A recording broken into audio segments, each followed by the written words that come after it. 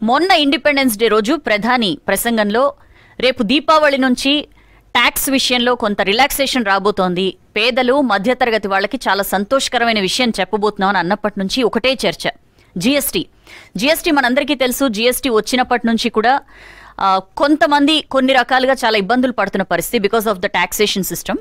So ఈ జిఎస్టీలో ఇప్పటిదాకా 5, 12, 18, 28 ఈ 4 స్లాబుల్ని 2 స్లాబులు చేయబోతున్నారు. అదే దీపావళి ధమాకాగా ఆ రోజు ప్రధాని చెప్పారు అని చెప్పి చర్చోపచర్చలు. దానిలో భాగంగా మొన్న జిఓఎం గ్రూప్ ఆఫ్ మినిస్టర్స్ సమావేశం జరిగింది. వాళ్ళు కూడా కొన్ని ప్రతిపాదనలు పెట్టారు. వాళ్ళు పెట్టిన ప్రతిపాదనలు ఇవన్నీ ఈ 1 మంత్ పాటు దానికి సంబంధించి చర్చోపచర్చలు నడుస్తాయి. ఆ తర్వాత కౌన్సిల్ ఆఫ్ మినిస్టర్స్ జిఎస్టీకి సంబంధించి మొత్తం కొన్ని రాష్ట్రాల ఆర్థిక మంత్రులందరూ కలిసి జిఎస్టీ కౌన్సిల్ ఆఫ్ మినిస్టర్స్ అంటారు, వీళ్ళందరూ కలిసి నిర్మలా సీతారామన్ ఫినాన్స్ మినిస్టర్ ఆధ్వర్యంలో మీటింగ్ జరుగుతుంది. అందులో ఫైనలైజ్ అవుతుంది వీళ్ళు పెట్టిన ప్రతిపాదనలకి ఎంతవరకు యాక్సెప్ట్ చేస్తారు, ఏం జరుగుతాయి, ఈ 4 స్లాబ్లు 2 స్లాబ్లు అవుతాయా, ఇట్లాంటి అనేక విషయాల మీద మేధోమదనం జరిగిన తర్వాత అల్టిమేట్గా రిజల్ట్ వస్తుంది.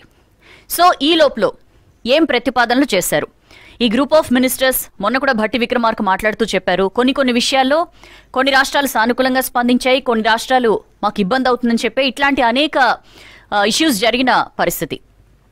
అదంతా ఒక ఆస్పెక్ట్ అయితే, రేపు నెక్స్ట్ మంత్ లేదా అక్టోబర్ స్టార్టింగ్లో జరగొచ్చు GST council of ministers meeting. అందులో తీసుకోబోతున్న డెసిషన్స్ ఎలా ఉండబోతున్నాయి, ఎస్పెషల్లీ ఇప్పుడు ఈ గ్రూప్ ఆఫ్ మినిస్టర్స్ ప్రతిపాదించింది ఏంటి, అసలు ఈ జిఎస్టీకి సంబంధించి మనం దానికి సంబంధించి కొన్ని ఇంట్రెస్టింగ్ ఆస్పెక్ట్స్ చూద్దాం. ఇప్పటిదాకా జిఎస్టీ ఏ రకంగా ఉంది, ఇప్పటిదాకా ఎన్ని స్లాబ్లు ఉన్నాయి, ఇప్పుడు ఏం మారబోతోంది, ఇట్లాంటివన్నీ మనం ఇవాళ ప్రెజెంటేషన్లో చూద్దాం. ఇప్పటిదాకా ఇంకొంచెం స్క్రీన్ పెద్దది చేస్తా. ఇప్పటిదాకా జిఎస్టీ కింద ఉన్న స్లాబ్లు, ఆ స్లాబుల్లో ఉన్న వస్తువులు మనం చూస్తే అఫ్కోర్స్ 0% అంటే జస్ట్ ఇంక్లూడ్ చేసినాం. బట్ ఇప్పటిదాకా ఉన్న 5, 12, 18 and 28 ఇందాక నేను చెప్పినట్లు 4 స్లాబ్స్ ఉన్నాయి. ఈ 4 స్లాబ్స్లో మనకి ఏమేమి వస్తాయంటే 0%, కొన్నిటి మీద జిఎస్టీ లేదు, అవి 0% కింద వస్తాయి. నిత్యావసర వస్తువులు 5%, అంటే మనం తినే ఉప్పులు పప్పులు ఇట్లాంటి రెగ్యులర్గా మనకి ఏవైతే వాడతామో అవి ఇప్పటిదాకా 5% జిఎస్టీ స్లాబ్లో ఉన్నాయి. ఇక స్టాండర్డ్ వస్తువులు 12%, ఇవి ఇంకొంచెం నెక్స్ట్ లెవెల్ అనమాట. కొన్ని రకాల ప్యాకేజ్డ్ ఫుడ్స్ కానీ ఇట్లాంటివన్నీ ఈ స్టాండర్డ్ వస్తువుల్లో ఇంక్లూడ్ అవుతాయి, అవి 12% జిఎస్టీ కింద ఉన్నాయి. ఇక 18% జిఎస్టీలో కన్జ్యూమర్ గూడ్స్ ఉన్నాయి, ఇవి ఇంకాస్త నెక్స్ట్ లెవెల్వి, అంటే ఇంకొంచెం ఫర్ ఎగ్జాంపుల్ 28%లో ఇంకొంచెం ప్యాకేజ్డ్ ఐటమ్స్ కానీ, లేకపోతే కొన్ని చోట్ల కొన్ని రకాల బట్టలు కానీ కొంత ప్రీమియం అని చెప్పుకోవచ్చు, కొంతవరకు ప్రీమియం, నాట్ సో మచ్, అవన్నీ కూడా ఈ 18%లో. ఇంకా లగ్జరీ అండ్ సిన్ గుడ్స్ 28%లో, ఇవి ఇంకా లగ్జరీ పేరులోనే ఉంది, చాలా పై స్థాయి, అంటే మందు దగ్గర నుంచి, లిక్కర్ దగ్గర నుంచి సిగరెట్ల వరకు, ఈ సిగార్స్ కానీ ఇట్లాంటివన్నీ కూడా ఇలాంటి సిన్ గూడ్స్ అని అందుకనే అంటారు వాటిని. ఈ లగ్జరీ అండ్ సిన్ గూడ్స్ ఇప్పటిదాకా 28%. ఇప్పటిదాకా మనకున్న జిఎస్టీ స్లాబ్ స్ట్రక్చర్ ఇది 5, 12, 18 and 28%. ఇప్పటిదాకా ఈ 4 రకాల, అంటే జిఎస్టీ అమల్లోకి వచ్చినప్పటి నుంచి కూడా మనం ఈ 4 రకాల కింద మనం వాడుతున్న అనేక వస్తువులకు సంబంధించి మనం జిఎస్టీ కడుతున్నాం. సరే, ఇప్పుడు జిఎస్టీకి సంబంధించి ఎలాంటి మార్పుల్ని గ్రూప్ ఆఫ్ మినిస్టర్స్ సూచించారు, ఎలాంటి చేంజెస్ రాబోతున్నాయి, అవన్నీ కూడా మనం చూద్దాం. ఇప్పుడు 4 స్లాబులు ఉన్న జిఎస్టీ సిచ్యుయేషన్ని, జిఎస్టీ స్ట్రక్చర్ని 12, 28, 5, 12, 18, 28% స్లాబ్లు ఉన్నాయి. ఇందులో ఈ 12, 28 ఈ 2 స్లాబ్లు కంప్లీట్గా తీసేయాలి అని చెప్పి ప్రతిపాదించారు. సో ఇంకా 5 and 18% ఈ 2 మాత్రమే స్లాబ్స్ ఉంటాయి. ఇప్పటిదాకా ఉన్న 4 స్లాబ్స్లో ఆ 2 తీసేసిన తర్వాత మిగిలేవి ఓన్లీ 5% and 18%, ఈ 2 స్లాబ్లే ఉంచాలి అంటూ ప్రతిపాదించారు. దానికి జిఎస్టీ కౌన్సిల్ ఓకే చెప్పింది, అంటే ఈ జిఓఎం ఏదైతే ఉందో అది ఓకే చెప్పింది. ఇంకా నెక్స్ట్ దానికి అంటే గ్రీన్ సిగ్నల్ ఇవ్వాలన్నమాట, ఒక అధికారిక ఆమోదం మాత్రమే మిగిలింది. అదే నెక్స్ట్ మంత్ ఆర్ అక్టోబర్ 1లో జరుగుతుంది. So ultra luxury sin goods అంటే సిగరెట్స్ లాంటి వాటిపై 40%. ఈ జిఓఎం ఏం సజెస్ట్ చేసిందంటే ఉన్న 4 స్లాబుల్ని 2టికి మార్చడంతో పాటు ఇంకొక కొత్తది 40%, అంటే ఇప్పటిదాకా లేని ఒక 40% అనే ఒక పెద్ద స్లాబ్ పెట్టింది. ఇందులో ఈ 40%లో అల్ట్రా లగ్జరీ అంటే పెద్ద పెద్ద ఫర్ ఎగ్జాంపుల్ పెద్ద పెద్ద స్పోర్ట్స్ వెహికల్స్ కానీ ఇట్లాంటివి మనం రోడ్స్ మీద చూస్తుంటాం. అంటే మన సామాన్య మధ్యతరగతి వాళ్ళకి పెద్దగా సంబంధం లేనివి ఇవన్నీ కూడా సిన్ గూడ్స్, అంటే ఏవైతే కంట్రోల్ చేయాలనుకుంటుందో ప్రభుత్వం, ఎస్పెషల్లీ పొగాకు ఉత్పత్తులు కానీ ఇట్లాంటి వాటి మీద మనం చూస్తున్నాం సక్సెసివ్ బడ్జెట్స్లో వాటి మీద విపరీతంగా ట్యాక్సులు పెంచుతున్నారు. ఇప్పుడు జిఎస్టీలో కూడా వాటి మీద విపరీతంగా ట్యాక్సేషన్ వేస్తే వాటి వినియోగం తగ్గుతుంది అన్న ఒక ఆలోచనతో కూడా ఇవన్నీ చేస్తూ ఉంటారు. అందులో భాగంగా ఈ ultra luxury and sin goods మీద 40% జిఎస్టీ వేయాలి అంటూ కూడా ఈ జిఓఎం సూచించిందనమాట. సో 5 and 18 మాత్రమే ఉండేలాగా మధ్యలో మిగిలిన 2 స్లాబ్స్ 18 and 28 ఆ 2 తీసేసేలాగా కొన్ని సూచనలు, కొన్ని ప్రతిపాదనలు పెట్టారు. సరే, ఇప్పటిదాకా ఉన్నదేంటి? ఇప్పటిదాకా మనం అనేక వస్తువుల్ని, మనం రోజువారీ వస్తువులు జనరల్గా జిఎస్టీ తగ్గుతుందట, జిఎస్టీలో 2 స్లాబ్లు ఎత్తేస్తారట అన్న వార్తలు వస్తున్నప్పటి నుంచి కూడా అందరిలో, ఎస్పెషల్లీ లో ఇన్కమ్ అండ్ మిడిల్ క్లాస్, కొంతవరకు అబవ్ మిడిల్ క్లాస్ కూడా ఏదైనా కొందాం అనుకుంటున్న వాళ్ళు కూడా కొంత ఆగుదాం, ఒకవేళ జిఎస్టీ తగ్గితే మనకి ఇంకాస్త చవకగా రావచ్చు కదా, ఇట్లాంటి ఆలోచనలు ప్రతి ఇంట్లో కూడా జరుగుతున్న పరిస్థితి. మనం ఒకసారి చూద్దాం వేటి మీద ఏ రకంగా మారే అవకాశం ఉందనేది మనం ఒకసారి ఈ ప్రెజెంటేషన్లో చూద్దాం. ఇప్పటిదాకా 12% ఉన్నవి 5%కి ఏవి మారొచ్చు? ప్యాకేజ్డ్ డ్రై ఫ్రూట్స్, మనం రెగ్యులర్గా తీసుకునే ఈ నట్స్ ఏవైతే ఉంటాయో అవి కానీ, ఫ్రోజన్ మీట్, అలాగే బటర్, చీజ్, ఘీ, నెయ్యి, ఫ్రూట్ జ్యూస్లు, ఇడ్లీ దోశ ఏదైతే బ్యాటర్ ఉంటుందో బ్రాండెడ్ బ్యాటర్, అవి వాటి మీద ఇప్పటిదాకా మనం 12% జిఎస్టీ పే చేస్తున్నాం. వీటన్నిటినీ కూడా 5%, అంటే వీటన్నిటి ధరలు తగ్గే అవకాశం చాలా క్రిస్టల్ క్లియర్గా కనిపిస్తోంది. జిఓఎం ఇచ్చిన ప్రతిపాదనల్లో వీటన్నిటినీ కూడా 5% జిఎస్టీ పరిధిలోకి తెచ్చే ఆలోచనల్లో ఉన్నారు. ఇంకా ఏమున్నాయి? మెడికల్ అండ్ దుస్తులు.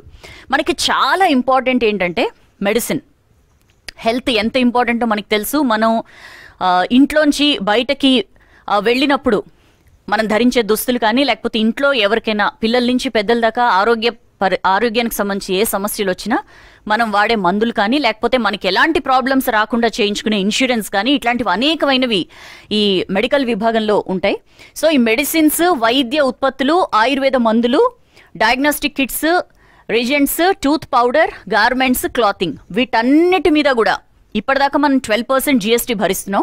వీటన్నిటినీ కూడా 5% కేటగిరీలోకి తీసుకురావాలి అని చెప్పి కూడా మంత్రుల బృందం సూచించింది. వీటితో పాటు అగర్బత్తి, షూయింగ్ మెషిన్స్, గొడుగులు, స్పెక్టకల్స్, ఆట వస్తువులు, kitchen ware, cotton quilts, sprinklers ఇవన్నీ కూడా అగ్రికల్చర్ రిలేటెడ్, వీటి మీద కూడా ఇన్ఫ్యాక్ట్ ట్రాక్టర్స్ ఇలాంటి వాటి మీద కూడా జిఎస్టీ తగ్గించాలి అని చెప్పి ప్రతిపాదించారు. ఒక రకంగా ఇవన్నీ ఏంటంటే చాలా వస్తువులు, చాలా వరకు 90% వరకు సామాన్య మధ్యతరగతి ప్రజలు వాడేవి. వీటన్నిటి మీద జిఎస్టీ తగ్గడం ద్వారా మీ అందరికి ఒక డౌట్ రావచ్చు, మరి ఇంతలా జిఎస్టీ తగ్గించేస్తే మరి ప్రభుత్వాలకి ఆదాయం పోతుంది కదా. ఎందుకంటే విపరీతంగా జిఎస్టీ ద్వారా ఆదాయం వస్తుంది కేంద్రానికి కానీ రాష్ట్రాలకు కానీ. మరి ఇవి తగ్గించడం వల్ల, జిఎస్టీ తగ్గిస్తే ఆదాయం తగ్గిపోతుంది కదా. వాళ్ళకి ఆదాయం తగ్గించే చర్యలకి ప్రభుత్వాలు ఓకే ఎట్లా చెప్తాయంటే ఇందులో ఒకటి ఉంది. జిఎస్టీ తగ్గించడం వల్ల ప్రభుత్వాలు ఆలోచించేది ఏంటంటే, ఏదైనా ఒక వస్తువు తక్కువకు వస్తోంది అంటే మనకు అవసరం కంటే ఎక్కువ కొంటాం, అంటే తక్కువ ధర ఉండడం వల్ల దాని వినియోగం పెరుగుతుంది, దాని పర్చేసింగ్ పెరుగుతుంది. దాని ద్వారా ఏదైతే జిఎస్టీ తగ్గుదల ద్వారా ఏదైతే ఆదాయం నష్టం జరుగుతోందో ఎక్కువ కొనుగోలు ద్వారా దాన్ని భర్తీ చేసుకోవచ్చు అని చెప్పి ప్రభుత్వాలకి ఆలోచన. అట్ ద సేమ్ టైం ప్రత్యేకంగా చెప్పక్కర్లా, కమింగ్ చాలా ఎలక్షన్స్ ఉన్నాయి ముందు. బీహార్తో మొదలు పెడితే వెస్ట్ బెంగాల్, తమిళనాడు, ఆ తర్వాత మొత్తం పెద్ద పెద్ద స్టేట్స్ అన్నీ కూడా ఎలక్షన్స్ ఉన్నాయి. సో ఈ నేపథ్యంలో మొన్న జరిగిన ఎలక్షన్స్లో కొంతవరకు మధ్యతరగతి నుంచి రావాల్సినంత స్పందన రాలేదు అని చెప్పి కూడా ఎన్డీఏ ఆలోచిస్తున్న సిచ్యుయేషన్లో ఇలాంటి ఒక చర్య తీసుకోవడం ద్వారా కొంతవరకు ఆ వర్గాన్ని శాంతింప చేయాలి అనే ఒక ఇన్హెరెంట్ ఆలోచన కూడా ఉంటుంది. It's quite common. Political parties ఏవైనా సరే పొలిటికల్ ప్రయోజనాల కోసమే చేస్తాయి కాబట్టి. సో ఇట్లా గృహ వస్తువులు, ఇక రబ్బర్ బ్యాండ్స్, వుడ్ మీద stone, metal, marble idols, ceramic articles, colouring books, picture books, note books, ఇవన్నీ కూడా పిల్లలకు సంబంధించినవి. ఎస్పెషల్లీ మనకి ఎవరికైనా సరే పిల్లలకి ఇంట్లో కొనుక్కునే రాసుకునే బుక్స్ దగ్గర నుంచి కలర్ చేసుకునే పెయింటింగ్ ఐటమ్స్ కానీ, లేకపోతే కలరింగ్ బుక్స్ కానీ, వీటన్నిటి మీద కూడా 12% నుంచి జిఎస్టీ 5% పరిధిలోకి రాబోతోంది. At the same time metal, marble idols ఇవన్నీ కూడా rubber bands, wood, ceramic articles, decorative items కూడా. ఇక రవాణా అండ్ హోటల్ సేవలు, railway, private services, non economy class air travel, ropeway, 7,500 వరకు రూమ్ టారిఫ్ ఉన్న హోటల్స్. ఇది కూడా 7,500 వరకు రూమ్ టారిఫ్ ఉన్న హోటల్స్ కూడా 12% నుంచి 5%కి రాబోతున్నాయి. అంటే ఇంక నుంచి ఎక్కడికైనా వెళ్ళినప్పుడు ఏదైనా హోటల్లో స్టే చేయాలనుకున్నప్పుడు ఈ 7,500 వరకు ఇప్పుడు ఏదైతే GST 12% కడుతున్నామో దాన్ని 5%కి అది మారబోతోంది. దాంతోపాటు non economy class air travel, ఎప్పుడైతే ఎయిర్ ట్రావెల్ అనగానే మనకి ప్రభుత్వాలు ఒక మాట చెప్తుంటాయి, చెప్పులు వేసుకునే వాళ్ళు కూడా ఫ్లైట్ ఎక్కించాలన్నది మా ధ్యేయం అని చెప్పి ఎస్పెషల్లీ ఎన్డీఏ గవర్నమెంట్ చెప్తూ ఉంటుంది. అందులో భాగంగా ఈ ఎయిర్ ట్రావెల్ని కూడా కొంతవరకు కామన్ మ్యాన్కి అవైలబిలిటీలోకి, రీచ్లోకి తీసుకురావాలనే ఉద్దేశం కూడా ఇందులో కనిపిస్తోంది. రైల్వే ఫ్రైట్ సర్వీసెస్ అంటే గూడ్స్ ట్రాన్స్పోర్టేషన్ ఇవన్నీ అనమాట. అవి కూడా 12% నుంచి 5%కి మార్చాలి అని చెప్పి. ఇక నిర్మాణ సేవలు, ఇలాంటి వాటిని ఎస్పెషల్లీ మనం చూస్తున్నాం, నిర్మాణ సేవలు కానీ లేకపోతే మనం రోజువారీ వాడే వస్తువులు కానీ ఇట్లాంటి వాటి మీద మెయిన్ ఫోకస్ చేయడం ద్వారా కొంతవరకు ఒక యాక్టివిటీ పెంచాలి. యాక్టివిటీ పెరిగితే కాస్త లిక్విడిటీ పెరుగుతుంది, అంటే డబ్బు ఎక్కువగా జనాలు డబ్బులు తీస్తారు, డబ్బులు చలామణి అవుతుంది. కొంతవరకు దాన్ని బేస్ చేసుకుని కూడా కొంతవరకు గ్రోత్ రేట్ ఆధారపడి ఉంటుంది. సో ఇట్లాంటి ఆలోచనలన్నీ కూడా ఇందులో ఉన్నాయి. నిర్మాణ సేవల విషయంలో కూడా రోడ్లు, వంతెనలు, రైల్వేలు, మెట్రో, ట్రీట్మెంట్ ప్లాంట్లు, శ్మశానాలు వర్క్స్ ఇవన్నీ కూడా ఇప్పటిదాకా 12% GSTలో ఉన్నవి 5%కి మారి, దీంతో ఏంటంటే నిర్మాణ రంగానికి కొంత ఊపు వస్తుందన్నమాట GST తగ్గిన తర్వాత. ఇక లగ్జరీ గూడ్స్, ఈ లగ్జరీ గూడ్స్ ఇప్పటిదాకా మనం 28% GST కడుతున్నాం. అవన్నిటినీ కూడా 18%, ఎందుకంటే ఇంకా 28% అనే స్లాబ్ కంప్లీట్గా తీసేయాలని ప్రతిపాదించారు కాబట్టి వాటిని 18% పరిధిలోకి తీసుకురావాలని చెప్పి. ఏమున్నాయి ఈ 28%లో? ఇప్పటిదాకా మనం వాడుతున్నవి ఆటోమొబైల్స్, లగ్జరీ కార్లు, SUVలు, పెద్ద మోటార్ వాహనాలు, మోటార్ సైకిల్స్, ఎయిర్ క్రాఫ్ట్, వ్యక్తిగతంగా అంటే ఎవరైతే సొంత ఎయిర్ క్రాఫ్ట్స్ వాడతారో అది, అండ్ లగ్జరీ నౌకలు, ఇవన్నీ కూడా ఇప్పటిదాకా 28%. సో మీలో ఎవరైనా కార్లు కొనుక్కోవాలనే ఆలోచన ఉన్నవాళ్ళు ఒక 1.5 మంత్ ఆగండి, ఎందుకంటే 28% నుంచి 18%కి తగ్గబోతాం GST అంటే ఖచ్చితంగా చాలా వరకు రేట్లు కూడా ఒక కరెక్షన్ ఎక్స్పెక్ట్ చేయొచ్చు. ఇక ఎలక్ట్రానిక్స్, నిర్మాణ సామాగ్రి, ఏసీలు, రెఫ్రిజిరేటర్లు, పండగ వస్తుందంటేనే ఇంట్లో ఏదైనా ఒక కొత్త వస్తువు కొనుక్కోవాలి అని చెప్పి చాలా మందికి ఒక సెంటిమెంట్ ఉంటుంది, లేదా ఉన్నవి పాతవైపోయానో లేకపోతే చాలట్లేదనో ఇట్లాంటి రకరకాల కారణాలతో కొత్తది తీసుకోవాలని ప్లాన్ చేస్తుంటారు. అందులో ఫస్ట్ మనకు వచ్చేవి ఇవే, ఏసీలు, రెఫ్రిజిరేటర్లు, వాషింగ్ మెషిన్లు, ఇలాంటివన్నీ కూడా 28% ఇప్పటిదాకా మనం భరిస్తున్నాం. వాటిని 18% స్లాబ్కి మార్చే ప్రతిపాదనలు సజెస్ట్ చేశారు. డిష్ వాషర్స్, టీవీలు కూడా, ఈ టీవీలు 55 ఇంచెస్ కంటే పెద్దవి, వాటి మీద ఇప్పటిదాకా మనం 28%, ఎందుకంటే ఇవన్నీ కూడా మోర్ దాన్ 55 ఇంచెస్ అంటే కొంచెం అబవ్ మిడిల్ క్లాస్ దీనిలోకి వస్తుంది కాబట్టి ఇప్పటిదాకా 28% మనం కడుతున్నాం. అది ఇప్పుడు 18%కి మార్చాలి. వాక్యూమ్ క్లీనర్స్, షవర్స్, అలానే హెయిర్ క్లిప్పర్స్, ATMలు, vending machine, cement, paints, ceramic tiles, wall paper, water heaters, ఇవన్నీ కూడా ఇండ్లకు సంబంధించినవి. వీటిని కూడా 18% పరిధిలోకి తీసుకురావాలని. ఇక ఇలాంటి ప్రతిపాదనలు దీనిలో ఉన్నాయి. దాంతోపాటు ఈ ప్రతిపాదనలకు ఆమోదం తెలిపితే నిజంగా ఒక పెద్ద చేంజే మనం ఎక్స్పెక్ట్ చేయొచ్చు. ఏం మార్పులు జరుగుతాయి?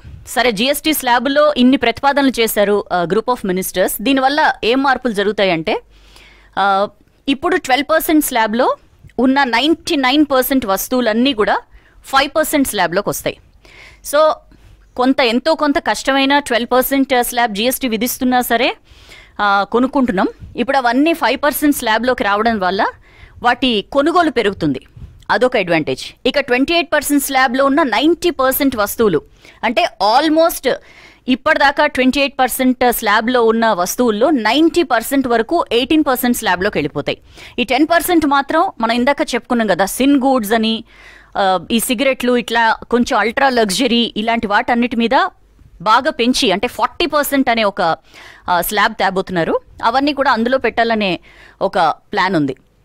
ఇక పాన్ మసాలా, పొగాకు, డీమెరిట్, ఇందాక చెప్పుకున్నాం కదా, సిన్ గూడ్స్ అని చెప్పి అనుకున్నాం కదా, ఇవే ఏదైతే ఆరోగ్యానికి హానికరమో వేటి వినియోగం అయితే తగ్గించాలి అని చెప్పి సంవత్సరాల తరబడి, ఇది ఇవాల్టి ప్రయత్నం కాదు, సంవత్సరాల తరబడి ప్రభుత్వాలు ప్రయత్నిస్తున్నాయో వాటన్నిటిని కూడా అలాంటి వస్తువుల మీద 40% జీఎస్టీ విధించాలి అని చెప్పి కూడా ప్రతిపాదనలు ఉన్నాయి. ఇక బియ్యం, గోధుమలు, పప్పులు, కూరగాయలు, పండ్లు వీటి మీద 0%. అసలు వీటన్నిటి మీద జీఎస్టీయే వద్దు. ఇవన్నీ కూడా రెగ్యులర్గా ఒక మనిషి బతకాలంటే కావలసిన కనీసమైన అవసరాలు కాబట్టి వీటి మీద బియ్యం, గోధుమలు, పప్పులు, కూరగాయలు వీటి మీద అసలు జీఎస్టీయే విధించొద్దు అని చెప్పి కూడా జీఓఎం ప్రతిపాదనలు పెట్టింది. పండ్ల మీద కూడా అంటే అది నిజంగా అంటే ఆరోగ్యరీత్యా కూడా మంచిది కాబట్టి. ఇక పాలు, పెరుగు, మజ్జిగ కూడా పన్ను లేకుండానే లభ్యమయ్యే అవకాశం మనకి కనిపిస్తోంది. అలాగే బ్రాండెడ్ బియ్యం, గోధుమ పిండి, నెయ్యి వంటి ఇందాక మనం చెప్పుకున్నాం ఘీ మీద కూడా దాన్ని 12% నుంచి 5%కి తీసుకురాబోతున్నారని. సో దాని మీద కూడా 5% స్లాబ్ మనం చూడబోతున్నాం. ఇక పాలు, పెరుగు, మజ్జిగ ఇవన్నీ కూడా డైరీ ప్రోడక్ట్స్, వీటి మీద కూడా పెద్దగా ఏమీ పన్ను పెద్దగా కాదు, అసలు 0%. వేటిని కూడా జీఎస్టీ పరిధిలోకి తీసుకురావట్లా.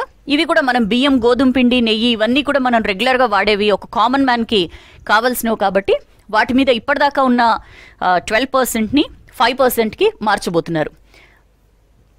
ఇక హెల్త్, విద్య, ఇన్సూరెన్స్ సేవలపై 0 లేదా 5% స్లాబ్లు. ఇక్కడ మనం ఒక ఇంపార్టెంట్ థింగ్ చెప్పుకోవాలి. ఇన్సూరెన్స్ మనకి ఎప్పటి నుంచి అయితే according to my knowledge Covid మనందరినీ అతలాకుతలం చేసిన కోవిడ్ మనకు తెలుసు. ఎస్పెషల్లీ కోవిడ్ టైం నుంచి జనాలకి హెల్త్ ఇన్సూరెన్స్ మీద విపరీతమైన అవేర్నెస్ పెరిగింది. ఎందుకంటే అప్పుడు మనం చూసాం ఏ స్థాయిలో కార్పొరేట్ హాస్పిటల్స్లో ఈ ఫీజులు ఏ రకంగా వసూలు చేశారు, బిల్స్ కట్టలేక ఎంతమంది ఆగమైపోయారు, మొత్తం ఉల్టా అయిపోయిన పరిస్థితి ఫ్యామిలీస్. సో అప్పటి నుంచి కూడా ఈ హెల్త్ ఇన్సూరెన్స్ మీద చాలా అవేర్నెస్ పెరిగింది జనాలకి. అప్పటిదాకా హెల్త్ ఇన్సూరెన్స్ గురించి ఆలోచించిన వాళ్ళు కూడా హెల్త్ ఇన్సూరెన్స్ తీసుకోవడం, చిన్నపాటిది ఎంతో కొంత కష్ట సమయంలో ఆదుకుంటుందని చెప్పి అట్లనే ఎల్ఐసి తీసుకోవడం, లైఫ్ ఇన్సూరెన్స్ తీసుకోవడం ఇట్లాంటివన్నీ చేస్తున్నారు. బట్ ఇట్లాంటివన్నీ చేస్తున్నప్పుడు ప్రభుత్వాలు కూడా వాటిని ప్రోత్సహించాలి. బట్ అన్ఫార్చునేట్లీ దాని మీద విపరీతంగా GST, subject to correction 18% GST అనుకుంటా, దాన్ని ఇప్పుడు 0% లేదా మరీ 0% కాదంటే కనీసం 5% స్లాబ్లో పెట్టాలి అని చెప్పి జీఓఎం సూచించింది. ఎప్పటి నుంచో దీని మీద పెద్ద ఎత్తున, ఎందుకంటే మన ఆరోగ్యానికి సంబంధించినది హెల్త్ ఇన్సూరెన్స్ తీసుకోవడమే గగనం చాలా వరకు మిడిల్ క్లాస్ ఫ్యామిలీస్. ఆ ప్రీమియం ఎట్లా భరించాలి ఇట్లా ఆలోచిస్తూ ఉంటాయి. అలాంటిది వాళ్ళు ముందుకొచ్చి తీసుకుంటున్న టైంలో ఇంతింత జీఎస్టీ కరెక్ట్ కాదు అని అనేక వర్గాల నుంచి ఎప్పటి నుంచో ఉన్న డిమాండ్ ఇది. సో దాని మీద ఈసారి ప్రభుత్వం దృష్టి సారించబోతున్నట్లే తెలుస్తోంది. ఈ హెల్త్ ఇన్సూరెన్స్, అలానే విద్య అండ్ మెయిన్ లైఫ్ ఇన్సూరెన్స్ ఇట్లాంటి వాటి మీద అయితే అసలు కంప్లీట్గా జీఎస్టీ తీసేయాలని లేదా 5% స్లాబ్లో అయినా దాన్ని పెట్టాలని చెప్పి ఒక ప్రతిపాదన చేశారు. ఇక మెడిసిన్స్ చాలా వరకు ఎన్నో మెడిసిన్స్ ఇప్పటిదాకా ఏవైతే 12% ఉన్నాయో వాటన్నిటిని 5%లోకైనా తేబోతున్నారు, లేదా 0. మెడిసిన్స్ అనేవి చాలా నిత్యావసరం కాబట్టి చాలా మందికి మెడిసిన్ లేకుండా రోజు గడవని పరిస్థితి ఉంటుంది కాబట్టి అలాంటి కామన్గా యూజ్ చేసే వాటిని అయితే 5% లేదా అసలు వాటి మీద జీఎస్టీ వేయకపోవడమే ఉత్తమం అని చెప్పి కూడా జీఓఎం సూచించిన పరిస్థితి. ఇక విద్యా సేవలు, విద్యకి సంబంధించి అనేక వాటి మీద ఇందాక మనం చెప్పుకున్నాం, పుస్తకాలు కానీ వీటన్నిటి మీద కూడా కంప్లీట్గా జీఎస్టీ నుంచి మినహాయింపు ఇవ్వాలి అని చెప్పి కూడా వీళ్ళు ప్రతిపాదించారు. దుస్తులు, వస్త్రాలు వీటి ధరతో సంబంధం లేకుండా 5%. ఇందాక మనం చెప్పుకున్నాం ఒక్కొక్క రకమైన బ్రాండెడ్ దుస్తుల మీద ఒక్కొక్క రకమైన జీఎస్టీ, లేదా మనం కొంటున్న స్టోర్ని బట్టి కూడా జీఎస్టీ మారిపోవడం ఇట్లాంటివన్నీ కూడా మనం చూస్తుంటాం.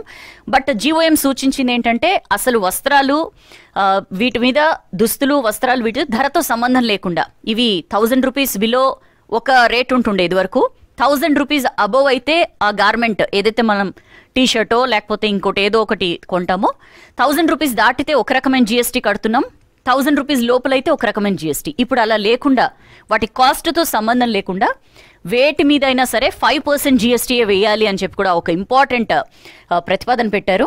అండ్ పత్తి, పట్టు, నూలు, బట్టలు వంటి వస్త్ర పదార్థాలు 5% జీఎస్టీ. ఇవన్నీ కూడా చాలా ఇంపార్టెంట్, ఎందుకంటే వీటిని 5% జీఎస్టీ పరిధిలోకి తెస్తేనే దాని తర్వాత వచ్చే ప్రోడక్ట్ మనం ఏవైతే గార్మెంట్స్ ఏవైతే మనం వేసుకుంటామో బట్టలు అవి కూడా 5% జీఎస్టీ పరిధిలోకి వచ్చే అవకాశం ఉంటుంది. సో మెయిన్ వస్త్రాలు తయారు చేయడానికి, గార్మెంట్స్ తయారు చేయడానికి ఏవైతే పదార్థాలు అవసరమో వాటిని కూడా 5% జీఎస్టీ పరిధిలోకి తేవాలని చెప్పి ప్రతిపాదించారు.